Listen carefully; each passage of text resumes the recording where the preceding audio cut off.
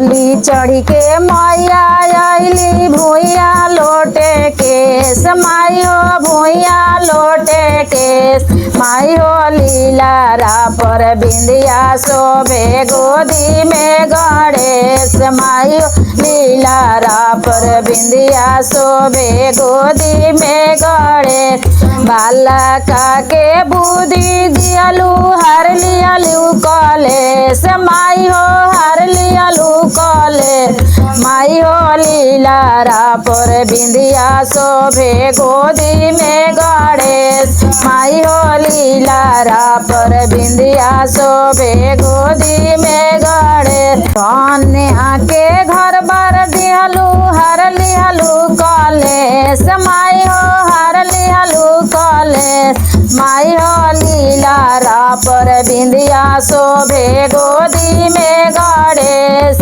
माई हो लीलारा पर बिंदिया शोभे गोदी में गणेश बाझनी के पूत दियालु कर लियालु कलेश माई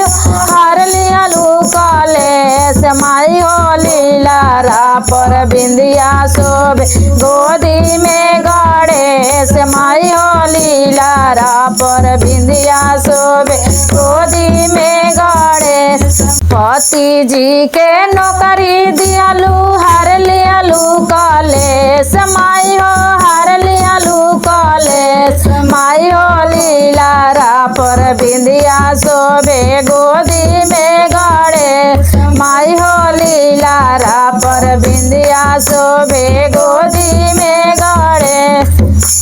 डोली चढ़ के मैया आइलू भूइया लोटे केस माई हो भूइया लोटे केस माई हो लीलारा पर बिंदिया शोभे गोदी में गणेश माई हो लीलारा पर बिंदिया शोभे गोदी में गणेश।